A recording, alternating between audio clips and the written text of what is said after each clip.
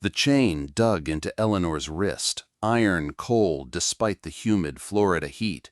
Sweat and swamp mist clung to her skin, mixing with the sting of raw flesh where the cuff had rubbed her raw. Every shift of her body made the metal scrape against bone. The air was heavy, wet, and almost alive, thick with the smell of mold, horse sweat, and stagnant water. She could taste rust on her lips, feel the tremor in her own breath as it rasped through her dry throat. Somewhere beyond the stall, cicadas shrieked like endless needles pressing into her ears. A distant alligator bellowed deep and low, making the silence that followed even heavier. The stagecoach station was little more than a wreck. The roof sagged under rot, its palm thatch covering shredded by storms and years of neglect. Green moss crept up the wooden beams, and warped planks bowed under the damp weight of summer rains. A sign over the front porch leaned sideways, the letters "Florida Stop" barely readable beneath peeled paint and mildew. Mud pooled at the base of the posts, sucking at her feet when she tried to move, as if the earth itself wanted to keep her trapped. Flies buzzed over a pile of half-spoiled feed in the corner, their sound merging with the constant hum of the swamp. Beyond the walls stretched pine flatwoods, a mix of saw palmetto and longleaf pine glowing gold in the late sun.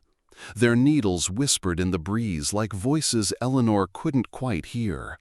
Here and there, pockets of standing water caught the fading light, turning into mirrors of copper and black. From the outside, this place might seem like just another lonely stop in the Florida wilderness. But for Eleanor, it was nothing less than a cage. Her cotton dress, once a plain dark blue, was now ripped and stained, clinging uncomfortably to her skin. Her bare feet were scratched and caked with mud. She'd stopped counting the days since they chained her here. Time had dissolved into an endless cycle of heat, hunger, and fear. Her stomach growled, a dull ache that never eased, and her lips had split from thirst. She had tried screaming once, but the sound came out thin and useless, swallowed by the thick, wet air. Now she saved her strength. All she could do was wait. She wondered, not for the first time, if this was how it would end for her, locked in a damp stall in the middle of nowhere, forgotten by everyone. The station master, a red-faced man with sour breath, was passed out somewhere inside, probably with his jug of cheap moonshine clutched like a lover. His assistant, a thin young man with slick hair and two sharp eyes, had lingered near the stall earlier, watching her in silence. He hadn't touched her, but the way he looked made her stomach churn. Every time she met his gaze, she wished for a weapon, any weapon, even a rock.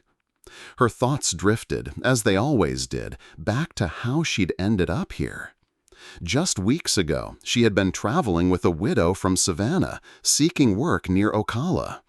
The woman had been kind, speaking often of the new railroad towns and the orange groves waiting for strong hands. But the Florida air had carried fever, and the widow's body had broken fast.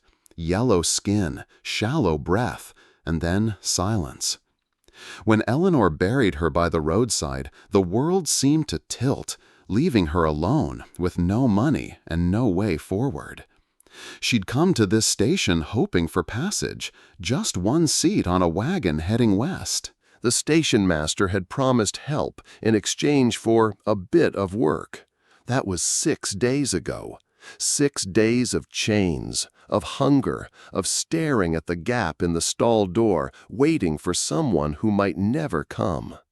The late afternoon sun dipped lower, slanting through the broken boards, painting stripes of orange across the dirt floor.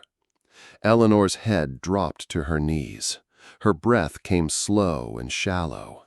Every sound outside, the groan of trees, the flap of wings, felt like a signal she couldn't read. Somewhere beyond those pines, something had to change. She just didn't know when. Somewhere beyond the flatwoods, change was coming. Eleanor didn't know it yet, but her life was about to shift. Eleanor shifted weakly, the chain clinking against the wooden post. Her wrist was swollen and raw where iron had bitten into her skin. Every breath came shallow, as if the swamp air itself was pressing down on her chest. The floor beneath her was damp, its smell of mud, mold, and animal sweat. She hadn't eaten in days. Hunger clawed at her belly, but thirst burned worse. Her lips were split, her voice gone. She wondered if she would wake tomorrow, or if this forgotten station would be her grave. The cotton dress she wore, once dark blue, was now stiff with dirt and torn at the collar where she'd tried to fend off the station master's assistant. The young man with slick hair and yellowed teeth watched her sometimes, his gaze like a blade. He hadn't touched her yet, but the waiting was worse. The station master, a red-faced drunk, snored somewhere nearby, his half-empty jug of cheap rum tipped on its side. She could hear him mumbling in his sleep, a sound that made her stomach churn. Her thoughts drifted to the journey that had brought her here. She'd traveled with Mrs. Dunn, a kindly widow from Savannah, hoping for a fresh start near Ocala. The woman spoke often of the new towns sprouting along the railroad and the promise of work. But yellow fever had struck fast. One day Mrs. Dunn was laughing about orange groves, and the next she was shivering with fever, her skin waxy, her breath shallow. Eleanor had buried her beneath a pine tree, her own hands trembling as cicadas screamed in the heat. Alone, with no money or protection, she stumbled into this station. The master promised her a seat on the next coach if she helped out. 6 days later, she was still here, chained, starved, and waiting for something, anything, to change. The sound of hoofbeats broke the stagnant air. At first, Eleanor thought she imagined it, a memory of freedom. But the sound grew louder, a steady rhythm against the wet earth. She lifted her head, hair sticking to her face. The assistant at the gate straightened, his hand twitching near the knife at his belt. A shadow passed across the doorway, and then a man stepped inside. He moved with quiet purpose, boots heavy on the warped boards. His shirt clung to his shoulders, damp with sweat, and dust streaked his faded trousers. His eyes, dark and steady, scanned the room before settling on Eleanor. Something in his gaze made her freeze. This man, this stranger, did not look at her like the others. He didn't smirk, didn't leer. He simply saw her. The station master stirred from his chair, rubbing his face. "Feed and water, 2 bits," he muttered, voice thick with drink. The stranger didn't answer. He turned his head slightly, glancing at the chain on Eleanor's wrist. Her heart thudded. Was he another man who'd ignore her? Another man who'd let her rot here? "Not for sale," the assistant barked, stepping in front of the stall. His voice was tense, defensive. The stranger's gaze shifted to him, sharp and cold. The young man faltered, his bravado crumbling under the weight of that silent stare. Without a word, the stranger turned and walked out. Eleanor's breath caught. He's leaving. Moments later, the door swung open again. He returned, a shotgun resting in his grip. His voice was calm, but iron hard. "Unlock her." The station master laughed nervously, lifting his hands. "She's mine, agreed to stay." His words died when the man tossed a pouch of coins onto the table. The sound of silver clinking on wood cut through the humid air. "She's not yours," he said, flat and final. The assistant stepped back. The old man swore, but threw the keys to the floor. The stranger crouched, unlocked the cuff, and stood without a word. Eleanor's arm dropped, blood rushing back to her fingers in a painful flood. She wanted to speak, to ask who he was, but no words came. He turned toward the door, not even looking at her. For a long breath, she stayed frozen. Then, with trembling legs, she rose, clutching her torn dress, and followed. She stumbled toward the wagon, unsure if she was stepping into another danger or her only chance at salvation. If you found this helpful, a quick like really helps us keep creating. The wagon rattled over the muddy path, each jolt sending a sharp ache through Eleanor's bruised body. She sat curled in the back, clutching the torn hem of her cotton dress as if it could shield her from the world. The evening air was thick and damp, clinging to her skin like another layer of sweat. Spanish moss hung low from the cypress trees, swaying like gray ghosts over the narrow road. Every breath carried the scent of wet earth, pine resin, and something faintly metallic, like rain on rust. She pressed her forehead to her knees, trying to block out the sound of cicadas screaming in the flatwoods. James Callahan sat at the front, holding the reins of the Florida Cracker Horse with one hand. His posture was steady, almost unshakable, like a man who had spent years reading the land. He didn't glance back at her. He didn't ask her name. The silence between them was not cruel, but it was heavy. Eleanor found herself listening for every subtle sound, the creak of leather straps, the soft huff of the horse, the distant echo of frogs from some hidden swamp. She wondered if she should jump. When they passed a shallow creek, her eyes lingered on the dark water. If she leapt now, she could hide in the trees. But where would she go? She had no shoes, no food, and no strength left in her limbs. Even the thought of walking 2 miles through the Florida heat made her stomach twist with dread. Her wrist still burned from the iron cuff. Her entire body ached from hunger and fear. Whatever this stranger intended, she didn't have the will to run from him. The wagon rolled on. Through the tangle of palmetto and longleaf pine, she caught glimpses of the fading sun, bleeding gold across the horizon. The swamp seemed endless, a living thing that breathed with the hum of insects and the rustle of unseen creatures. Once, a sudden splash in the water made her jolt upright, heart pounding. James didn't react, only tightened the reins slightly, guiding the horse around a fallen log. As the trail grew rougher, Eleanor shifted to ease the pain in her back. She stole a glance at the man driving the wagon. He looked carved from the same earth they traveled. Broad shoulders beneath a sweat-stained shirt, sleeves rolled to his forearms, his skin weathered by sun and rain. A thin scar ran along his jawline, and the brim of his hat shadowed his eyes. There was nothing soft in his face, yet nothing cruel either. He seemed quiet, grounded, like someone who had seen too much to be surprised by suffering anymore. Eleanor's thoughts turned back to the stable, to the station master's sour breath and the assistant's cold stare.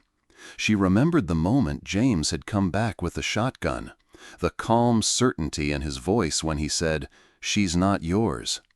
No one had ever spoken for her like that, not since her brother died. The memory made her throat tighten, but she swallowed it down. She wasn't sure she trusted him. Trust felt dangerous. And yet, sitting in this rattling wagon, she felt something she hadn't in days. Distance from fear, if only by inches. Night was coming. The last streaks of sunlight bled out over the tree line, leaving the path ahead painted in shadow. A chorus of frogs began their night song, deep and resonant, mingling with the whisper of wind through the pines. James slowed the horse, guiding it along a narrow bend. His voice came low, almost an afterthought. Not far now. Eleanor blinked, startled by the sound. It was the first time he'd spoken since they left the station. She wanted to ask where they were going, but the words caught in her throat. Instead, she tightened her arms around her knees and closed her eyes, letting the steady rhythm of the wagon and the night sounds carry her forward. For the first time in days, she felt like she was moving toward something, though she had no idea what waited at the end of the road. The wagon stopped with a jolt. Eleanor's eyes flew open, her body tensing as if bracing for another blow. Instead, the quiet night air pressed around her, thick with the scent of wet leaves and river water. James Callahan climbed down, boots thudding softly on the ground. He didn't look back at her, only unlatched the side rail of the wagon. "Come on," he said, his voice low and even. Eleanor hesitated, clutching the wagon's edge for balance. Her legs were weak, stiff from days of being chained. When her feet touched the ground, the cool mud squished between her toes, and she almost stumbled. She gathered the remnants of her cotton dress around herself, following him with cautious steps. The cabin appeared out of the darkness like something grown from the swamp itself. Built from cypress wood, its walls were rough-hewn and dark, streaked with moss. A palm thatch roof sagged slightly at the edges, and the front porch creaked under James's weight as he climbed the steps. To one side, a small corral held his horse, and beyond that she could hear the soft ripple of a creek. The sounds of the wild were everywhere: crickets humming, frogs croaking, and, faintly, the distant bark of something wild in the trees. James opened the door and stepped inside. For a moment, Eleanor lingered on the porch, unsure if she was allowed to follow. Then he spoke again, without turning. "Come in." She crossed the threshold. The interior was simple, but not unfriendly. A small stove stood in one corner, with firewood neatly stacked beside it. A rough table with 2 tin cups and a lantern occupied the center. A cot pushed against the far wall was covered with a folded blanket. The air smelled faintly of smoke and pine resin, not the sourness of neglect, but the scent of a place kept alive by routine. James moved to the stove and stirred the embers, coaxing them to life. "Sit," he said, nodding toward the table. Eleanor did, her movements slow, guarded. She watched as he poured a ladle of thick grits into a tin bowl, added a splash of black coffee, and set it in front of her. The smell made her stomach twist with sudden hunger. She hesitated, unsure if she should thank him or even speak. James seemed not to expect anything. He sat down on the opposite side of the table, eating from his own bowl without looking at her. Eleanor picked up the spoon. The first bite was warm and salty, the texture strange after so many days of emptiness. She forced herself to eat slowly, but halfway through the bowl her hands began to shake. She looked down, embarrassed by how quickly she was devouring the food. James's voice broke the silence, quiet but steady. "Eat. You need it." She swallowed hard, nodding once. "Thank you," she whispered, the words rough and unfamiliar on her tongue. When the bowls were empty, she moved to wash them in the water basin near the door, but James stopped her with a shake of his head. "You've done enough for today." She hesitated, unsure where she was supposed to go. The cot seemed too personal, too much. James, reading her hesitation, took a folded quilt and laid it on the floor near the stove. "You'll be warmer here," he said. Eleanor stared at the blanket, her throat tight. No chains, no harsh words, just a quiet gesture of safety she wasn't sure how to accept. As James stepped outside to tend the horse, she knelt on the quilt. The warmth of the stove touched her skin, and for the first time in days she let her body relax, just a little. When he returned, he didn't speak. He removed his hat, set his rifle by the wall, and sat in a chair near the fire. Eleanor lay down, pulling the quilt over her shoulders. She closed her eyes but didn't sleep. Not yet. She wondered what kind of man would save a stranger and ask for nothing in return. Morning crept into the cabin with a soft gray light, seeping through the gaps in the wooden shutters. Eleanor stirred beneath the quilt, disoriented. For a moment, she half expected to wake in the damp, stinking stall of the stagecoach station. Then she felt the smooth wooden floor beneath her palm, the warmth of the stove's dying embers, and remembered she was free, at least for now. James was already outside. She heard the rhythmic thud of an axe splitting wood, each strike steady as a heartbeat. For a few seconds, she lay still, listening. There was something comforting in that sound, the kind of assurance that came from a man who knew exactly what needed to be done and simply did it. She rose slowly, wrapping the quilt around her shoulders. Her body ached, but less than yesterday. Her wrist, though raw, felt lighter without the weight of the iron cuff. She found a small basin of water by the door. Kneeling, she dipped her hands, the coolness shocking against her skin. She splashed her face, scrubbing away the grime of days spent in fear and filth. The reflection staring back at her in the water's rippling surface looked pale and hollow-eyed, but alive. A folded flannel shirt rested on the table, its sleeves rolled neatly. James must have left it for her. Her torn cotton dress, stiff with dirt and sweat, was nearly falling apart. She hesitated only a moment before slipping into the oversized shirt. It hung loose on her frame, but it was clean, warm, and carried the faint scent of pine and smoke. For the first time in days, she felt almost human. When she stepped outside, James paused mid-swing, glancing briefly at her before returning to the woodpile. "Mornin'," he said, voice even. She nodded, unsure if she should speak. Her throat felt tight, unused. "Morning," she managed, barely louder than a whisper. He set the axe aside, wiping his hands on his trousers. "There's coffee in the pot," he said, gesturing toward the porch. Inside, she found a tin cup and poured herself a small measure of the dark liquid. The bitter smell filled the air, mixing with the earthy scent of damp wood. She sipped cautiously, the heat cutting through the lingering chill in her bones. As she drank, she noticed the disarray she'd brought into the cabin. Mud streaked across the floor, her torn dress crumpled by the stove. Guilt stirred in her chest. Without thinking, she took up a small rag from the basin and began wiping the floor, sweeping out the dirt. When James came back in, he watched her for a moment, saying nothing. She stiffened, bracing for a reprimand. Instead, he simply nodded. "You don't have to," he said. "I want to," she answered, surprising herself with the firmness in her voice. That evening, after a day of quiet routine, James chopping wood, Eleanor tidying the cabin and rinsing clothes in the creek, she sat by the fire, staring into the flames. The silence pressed on her, and memories from the station clawed their way back.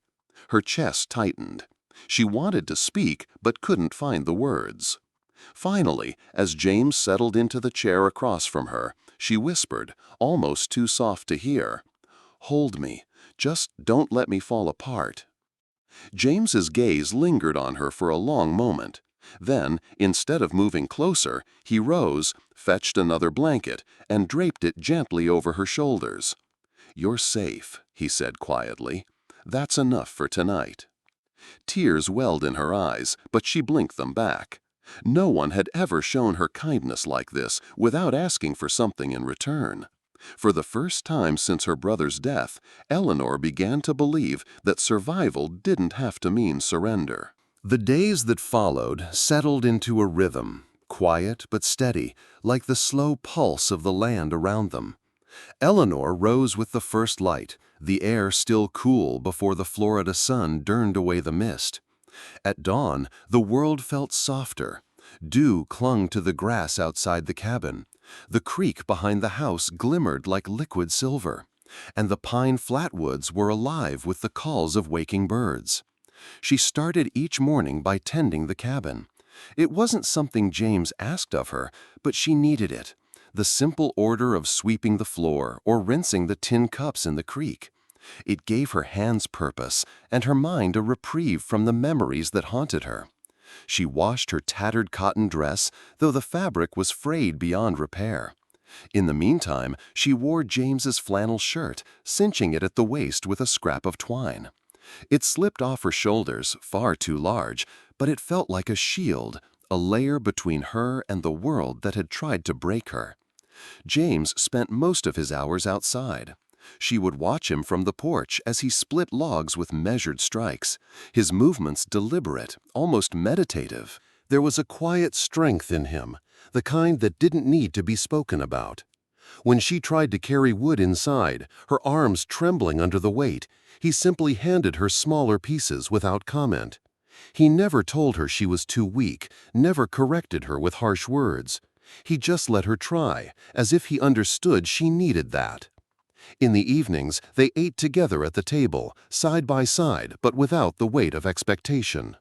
The meals were simple: grits, black coffee, sometimes salted pork or fish James brought from a nearby stream. Eleanor had not realized how much she'd missed the simple act of eating in peace. No shouting, no threats, no leering stares. Just the quiet crackle of the fire and the soft scrape of spoons against tin bowls. She found a small tin of sewing supplies tucked in a shelf: needles, thread, and a few buttons. One afternoon, while James mended the corral fence, she sat at the table, stitching the torn hem of her dress. Her fingers, though clumsy at first, grew steadier with each pass of the needle. By the time the sun dipped behind the trees, the dress was patched enough to wear again. James noticed when he came in, his gaze lingering for a moment on her handiwork. He gave a small nod. It wasn't praise, but it felt like acknowledgement, and that was enough. As the week wore on, Eleanor's bruises began to fade from deep purple to soft yellow. Her lips healed, though they were still cracked from the days of thirst. When she looked at her reflection in the creek, she no longer saw a ghost. She saw someone trying to come back to life. One evening they sat on the porch as dusk settled. The air smelled of damp pine needles and wildflowers blooming in the nearby hammock. Crickets hummed, their steady rhythm blending with the distant croak of frogs. James whittled a small piece of wood with his knife, while Eleanor watched the fireflies drift over the grass. She felt a quiet warmth then, not the heat of fear or survival, but something gentler.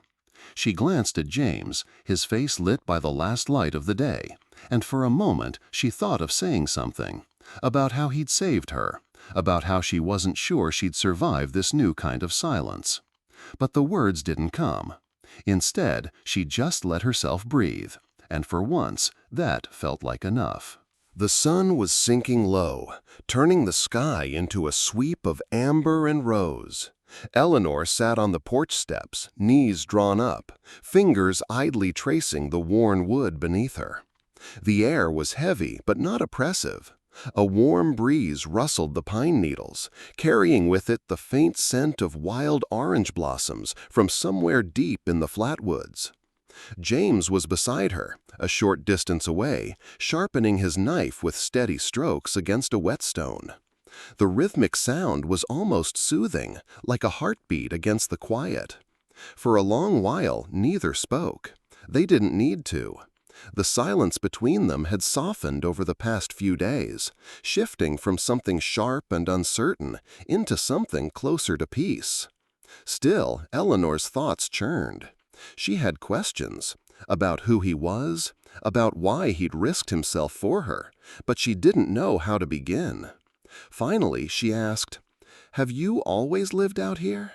James paused, running a thumb over the blade to test its edge. "Not always," he said.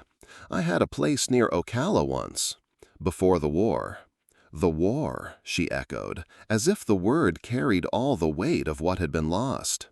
He nodded, his gaze fixed on the distant tree line. "I scouted for the Union Army.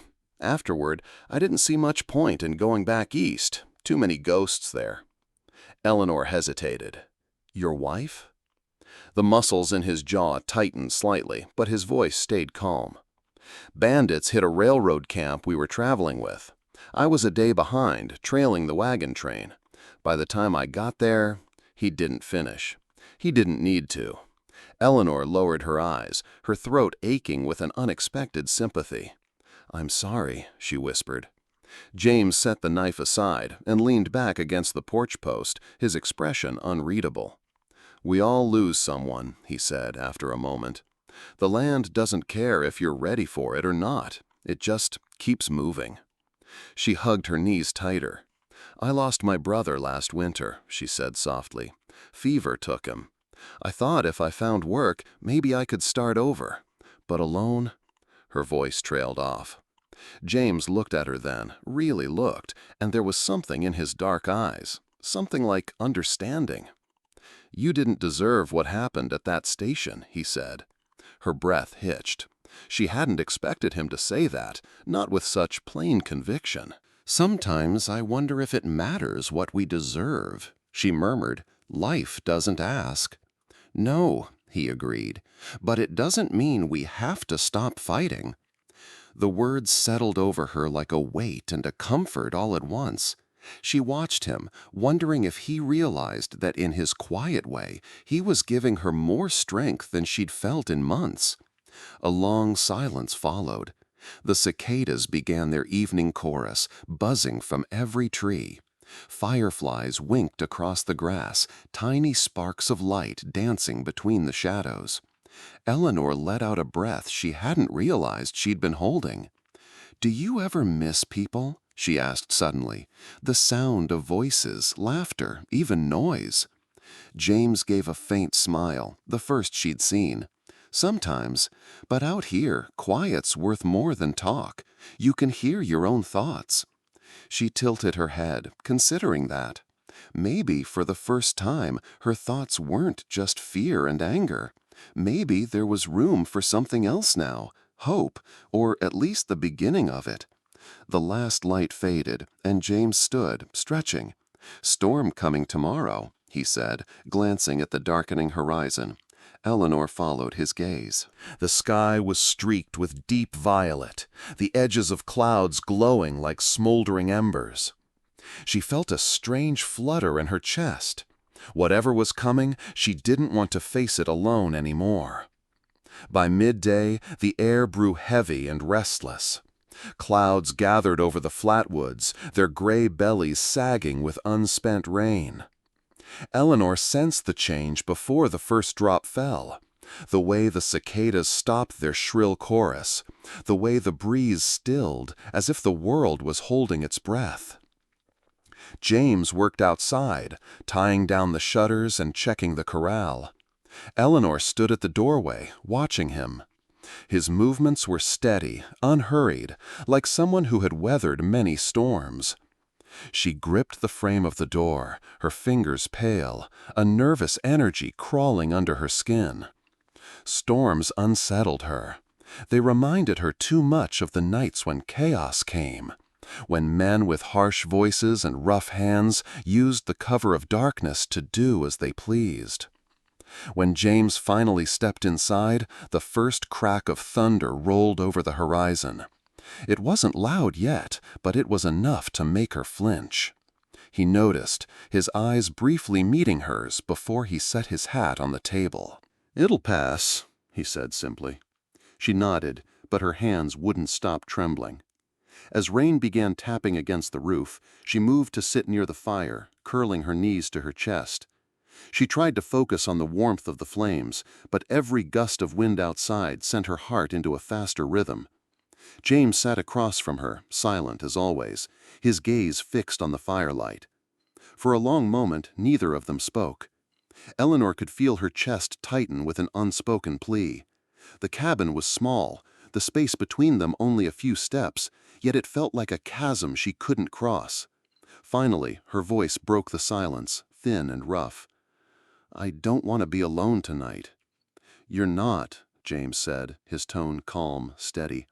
She shook her head slightly, staring into the flames. "I don't mean that kind of alone." Her throat tightened, and she forced the words out before she lost her courage. I need someone to hold on to. I don't want to feel like I'm breaking apart again." James's expression didn't change, but his eyes softened. He set down the tin cup in his hand and stood slowly, as if to give her space to change her mind. When she didn't move, he crossed the room and knelt beside her. He didn't touch her right away. His presence alone was grounding, the warmth of him, the steady sound of his breath, the quiet strength that seemed to radiate from him. Eleanor reached out first, her fingers brushing his sleeve. "Please," she whispered. James wrapped his arms around her, careful, not too tight, not demanding anything.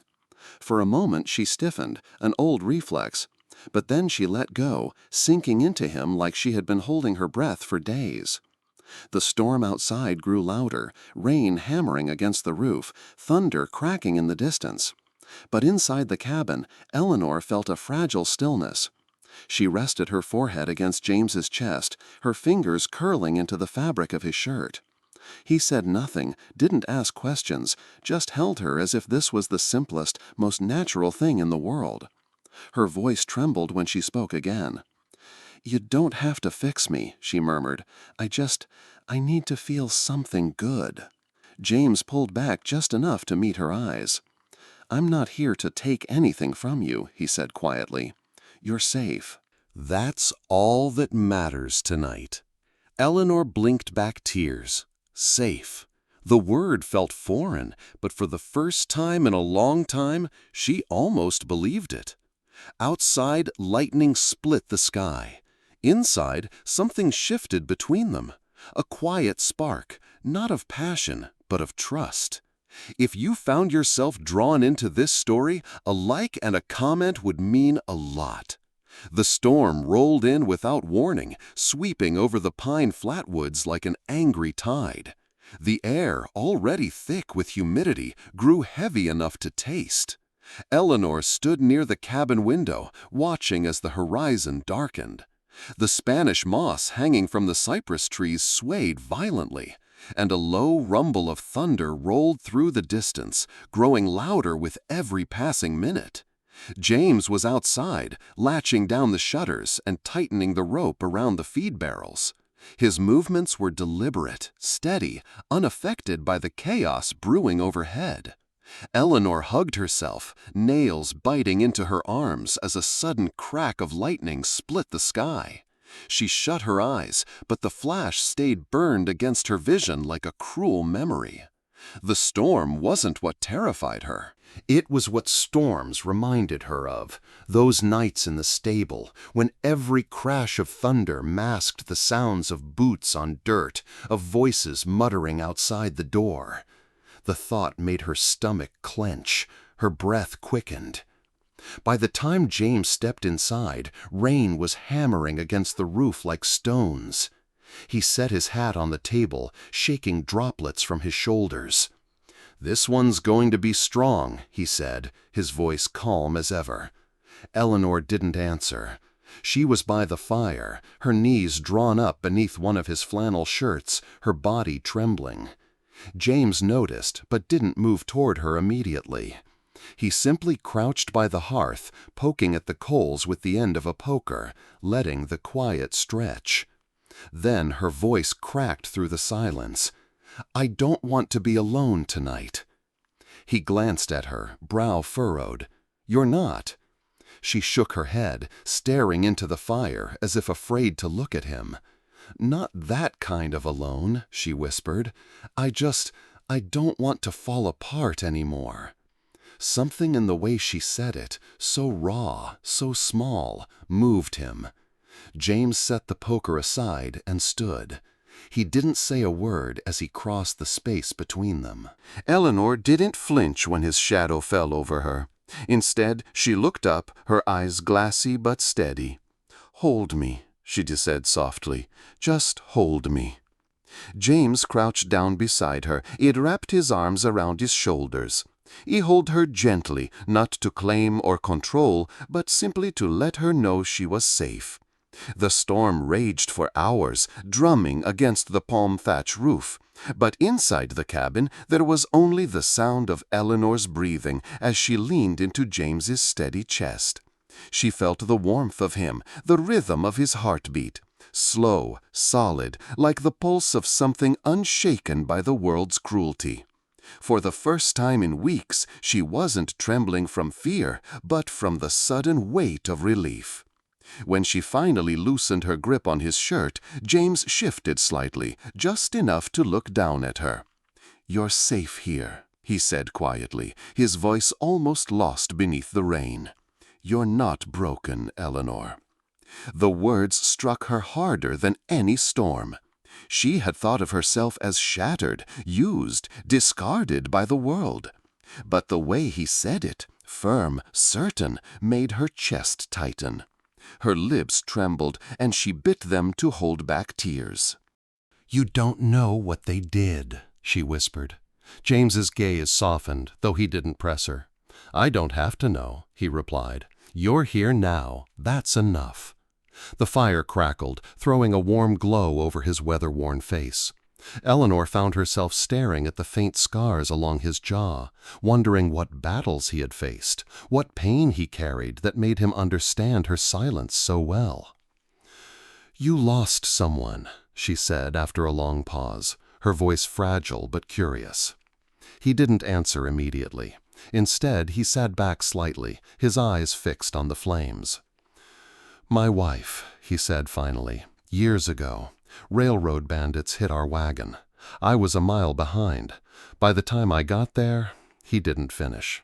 The words hung heavy in the air, sharp and unspoken. Eleanor's throat tightened. "I'm sorry," she murmured. James gave a small shake of his head, as if shaking off the past. "You learn to keep moving. Otherwise, the memories eat you alive." Something in that truth resonated deep within her. She realized that perhaps survival wasn't just about enduring. It was about finding something worth living for. Her hand brushed his, a small, instinctive gesture. "I don't know how to start over," she admitted. James turned to her then, his gaze steady and unyielding. "You already did," he said. For the first time, Eleanor believed him. The morning after the storm dawned soft and golden, as though the world itself had been scrubbed clean by the rain. The air was heavy with the scent of wet pine and wild orange blossoms drifting from somewhere beyond the flatwoods. Eleanor stepped onto the porch barefoot, feeling the damp boards under her feet, her flannel shirt brushing lightly against her knees. She closed her eyes and drew in a breath, trying to remember the last time she had felt the simple comfort of safety. James was already outside, checking the corral where his Florida Cracker mare pawed at the ground, restless after a night of thunder. He moved with a quiet efficiency, his broad frame outlined by the early light, sleeves rolled up, boots caked with mud. He noticed Eleanor watching from the steps but said nothing, only gave a brief nod, an invitation without words. She approached slowly, still unsure where she belonged in this world of horses, tools, and quiet labor. James handed her a brush and gestured toward the mare. "She won't bite," he said. Eleanor hesitated before taking the brush. Her hands trembled at first, but as she ran it gently along the horse's flank, a strange calm settled over her. The animal snorted softly, accepting her touch. "What's her name?" Eleanor asked. "Juniper," James replied, leaning against the fence with a faint smile. "She's stubborn, takes after her owner." The corner of Eleanor's lips curled into the smallest of smiles, a rare fleeting thing, but real. She felt James's gaze on her, not heavy or expectant, but quiet and observing, like he was learning her rhythm as much as she was learning his. Throughout the day, James showed her how to check the reins, how to tighten the girth, and how to lead the mare to water. She listened carefully, grateful for the distraction from the shadows in her mind. Every time her confidence faltered, James was there, offering a single steadying word or a nod that told her she was doing fine. By late afternoon, when the heat had settled like a thick blanket, Eleanor sat on the porch steps, her legs dusty and her hair loose around her face. James brought her a tin cup of cool water. Their fingers brushed as she took it, a small contact that made her heart skip. She didn't pull away. For the first time, she felt a flicker of something she hadn't known in months. Not just survival, but the faint, fragile spark of life returning. That evening, the flatwoods glowed with the fading light of dusk, a soft orange haze settling between the trees. James had just finished stacking the last of the firewood by the porch, while Eleanor stirred a small pot of grits on the stove. The cabin was warm and quiet, filled only with the comforting crackle of the fire and the occasional creak of the wooden beams as the night air cooled. After supper, they sat together in silence. James sharpened his pocket knife with slow, steady strokes, while Eleanor mended the frayed hem of his shirt, the needle catching in the dim lamplight. She wasn't sure when the stillness between them had shifted, when it had stopped feeling like a wall and started feeling like a bridge. At one point, James glanced up, catching her gaze. For a moment, neither of them looked away. Eleanor's hand stilled in her lap, the shirt falling across her knees. The sound of crickets outside seemed louder, the world holding its breath. She felt something stir in her chest, a quiet warmth, a pull she hadn't allowed herself to feel in so long. Fear whispered in the back of her mind, warning her not to trust, not to hope. But then she saw his eyes, calm, steady, and entirely without demand. Eleanor set the shirt aside and rose slowly from her seat. She crossed the few steps between them, each one careful, deliberate. James didn't move, but his knife hand paused, his expression unreadable. When she stopped in front of him, Eleanor hesitated, her breath shallow. "James," she said softly, as though testing the sound of his name. "Yes?" His voice was quiet, low, like a promise he hadn't yet made. She reached for his hand, fingers brushing over his calloused knuckles. The warmth of his skin sent a tremor through her. Then, gathering every fragment of courage left in her, she leaned in. Their lips met, soft, unsure, like a question rather than an answer. James didn't rush. He didn't pull her closer or push her away. He simply let the kiss be what it was, a moment of choice, not desperation. When she pulled back slightly, her eyes searched his, as though afraid of what she might see. He gave a small, almost imperceptible nod. It was enough. Eleanor exhaled, a breath she hadn't realized she'd been holding, and for the first time it felt like something inside her had begun to heal. The night was quiet, save for the gentle hum of crickets and the rustle of pine needles swaying in the wind. The fire in the hearth burned low, its warm glow flickering across the wooden walls of the cabin. Eleanor sat on the floor near the flames, her knees drawn up, her mind still lingering on the kiss they had shared. It hadn't been rushed or desperate. It had felt like something steady, like roots beginning to grow in soil she thought was too dry for life. James sat in his usual chair, boots untied, leaning forward slightly with his forearms on his knees. He looked at her, not with the sharp curiosity of a man seeking answers, but with the quiet patience of someone simply willing to wait. Eleanor shifted slightly, pulling the blanket tighter around her shoulders, and then, hesitating for only a second, moved to sit beside him on the floor. He didn't move when she settled there, only glanced down at her. For a moment, they both watched the fire as if it might hold the answers neither of them could voice. "I'm not afraid of storms," she murmured, almost to herself, "but they make me remember things I'd rather forget." James didn't respond with questions or hollow reassurances. He simply reached out, resting his hand over hers. The touch was light, steady, grounding her. Eleanor turned her hand over and laced her fingers through his. It felt natural, as though her hand had been waiting for this, for a warmth that didn't demand anything in return. She leaned against him, her head finding its place against his shoulder. For a long while they didn't speak. The world outside faded, the mud, the damp woods, the past, and there was only the steady rhythm of his breathing beside her. When she finally whispered, "Stay with me tonight," it wasn't from fear. It was a choice. A quiet declaration that she wanted to be close to him, not because she was broken, but because being near him made her feel whole again. James's response was simple. "I will." He guided her gently to the cot, the firelight painting soft shadows across the room.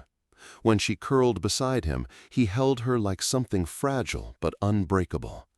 There was no rush, no desperation, only a deep, quiet closeness that felt like the start of something real. Morning crept in softly, slipping through the cracks of the shutters in thin golden lines. Eleanor stirred, her cheek resting against James's chest. For a moment she lay still, listening to the steady rise and fall of his breath. It felt different, this kind of closeness.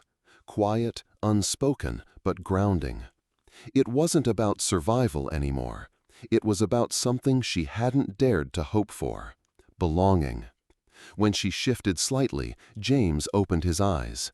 He didn't startle or pull away, just gave her that slow, steady look of his, as if to say he'd been awake long enough to watch the dawn. Eleanor felt a flicker of self-consciousness, pulling the edge of the blanket closer around her shoulders. But James reached out, brushing a loose strand of hair from her face. "You slept," he said simply, almost like it was an accomplishment. She let out a small laugh, soft and unsure.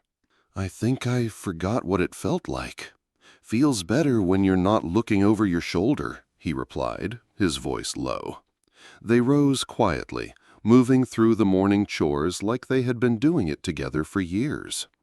Eleanor fed Juniper, careful and slow, while James split wood under the rising sun. The scent of wet earth and fresh pine drifted around them. Later, as they sat on the porch, Eleanor glanced down at her hands.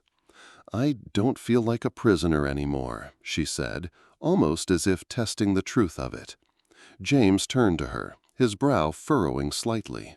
"You're not," he said firmly. "Not here, not with me." She met his gaze, and for the first time she didn't feel the weight of fear hiding behind her own eyes. "I want to stay," she said, "not because I have nowhere else to go, but because this feels like home." James leaned back, his expression softening.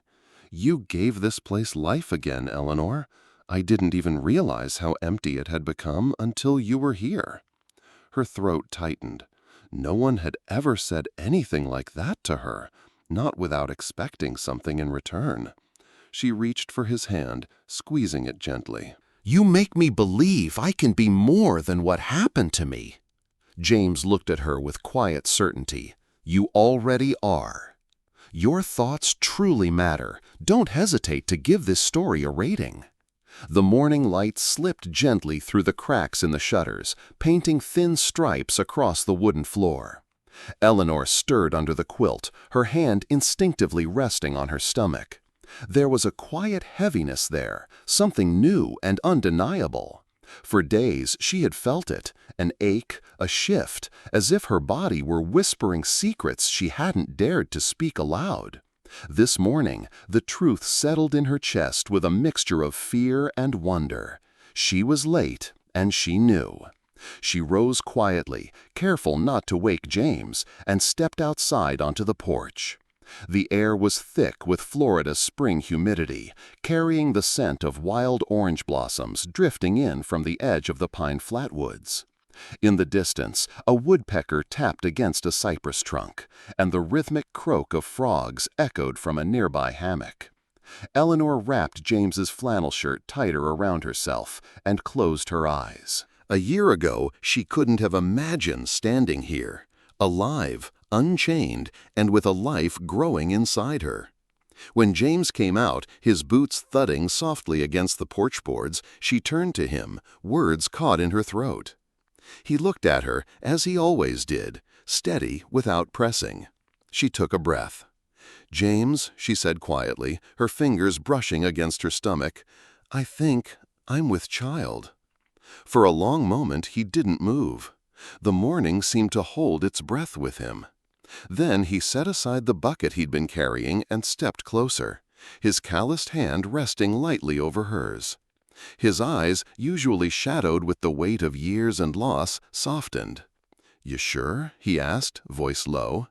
She nodded, her lips trembling slightly. "I feel it. I know."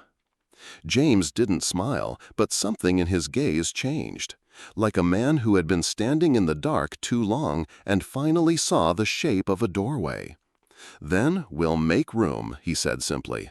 "Our child won't grow up feeling like the world is only made of storms." He kept his word. That very afternoon, James began clearing space along the east side of the cabin. The sound of his axe striking pine wood rang across the clearing, sharp and sure. Eleanor watched from the porch, her hands folded over her stomach, feeling the rhythm of his work like a promise.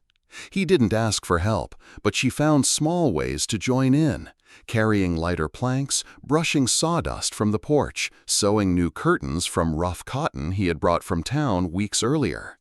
By evening, sweat darkened the back of his shirt, and his hands were nicked and raw, but the frame of a new room was already taking shape. "Won't take long," he murmured, leaning against the doorframe they'd share. Eleanor reached up and touched his shoulder. "You're building more than walls," she said softly. He gave her that slow, quiet look of his, the kind that said everything he couldn't put into words. A few days later, they rode into Ocala for supplies. The town was small but busy, with wagons kicking up dust and the smell of fresh bread drifting from a bakery on the corner. Eleanor stayed close to James as they moved through the general store, her hand brushing his arm. She could feel the eyes on her, curious, judging. When one man muttered something under his breath, James turned with a calm but unwavering stare. "She's my wife," he said, his voice carrying enough weight that no one dared answer back. The words hit Eleanor like sunlight breaking through clouds. Not a claim of ownership, but of belonging. She held her head a little higher after that, and when they rode back toward the pine flatwoods, she rested her hand over her stomach, feeling, for the first time, that the road ahead belonged to them both. Spring crept softly into the Florida wilderness. The air grew warmer, not with the heavy weight of summer, but with a promise of renewal. Wild orange blossoms bloomed near the clearing around the cabin, their sweet scent mixing with the earthy smell of damp soil after a light rain. James's farm plot, once bare and stubborn, now showed the first signs of green, tiny shoots breaking through the ground, as if the land itself was learning to breathe again. Eleanor sat by the open window, the half-finished dress for the baby draped across her lap. Her fingers moved slowly, stitching each seam with a kind of quiet reverence. She had never imagined herself here, in this life. Not long ago, survival was all she knew, each day a battle against hunger, fear, and despair. Now she found herself thinking of colors for a quilt, of how the sun would fall on the cradle James had carved. James worked outside, his silhouette framed by the tall pines. She could hear the rhythmic sound of his hammer as he secured the roof on the new room he'd built. His movements were steady, methodical, as if each nail driven into wood was an oath that no harm would come to her again. When he paused to wipe sweat from his brow, Eleanor caught herself smiling. He wasn't a man of many words, but every action spoke louder than any promise. One evening, as the sun dipped low and turned the sky a soft coral, James came in from the field carrying a small bundle of wildflowers. "For you," he said simply, placing them on the table. Eleanor touched the petals, rough and imperfect but beautiful, and felt her throat tighten. It wasn't just the flowers. It was the way he saw her now, not as someone broken, but as someone worth building a life with. Their days settled into a rhythm that felt both new and eternal. In the mornings, Eleanor would brew a pot of dark coffee while James checked the fences or watered the crops. In the afternoons, they would sometimes sit together on the porch, not speaking much, just watching the slow sway of Spanish moss in the breeze. The silence between them was never empty. It was full of gratitude, of unspoken understanding, of the quiet kind of love that grows in the aftermath of storms. At night, as she lay beside him, Eleanor often rested her hand on her growing belly. She whispered to the child, telling stories of where she had come from, not in detail, but enough to let the baby know that they were born from strength, not fear. James would sometimes listen without saying a word, his hand covering hers, the warmth of his palm grounding her in the present. As spring deepened, James finished the nursery. The walls were sturdy pine, sanded smooth, and he had cut a small window that faced east so the morning light would fall gently on the cradle. Eleanor hung the tiny dress she had sewn on a wooden peg near the bed. It wasn't fancy, just brown cotton with a white hem, but to her it was perfect. One morning, standing on the porch with a cup of coffee, Eleanor looked out at the land before her. The wild orange trees, the pine flatwoods, the glimmer of a creek in the distance. James stepped behind her, wrapping his arms around her shoulders. She leaned into him, feeling the steady beat of his heart. From the shadows of pain and loss, they had built something enduring. It wasn't just a home of wood and nails, but a place where trust had taken root and love had grown quietly, like the wildflowers James left on the table. From the darkness of the past, Eleanor thought as she closed her eyes, we've built a home filled with light, love, and a future neither of us dared to dream.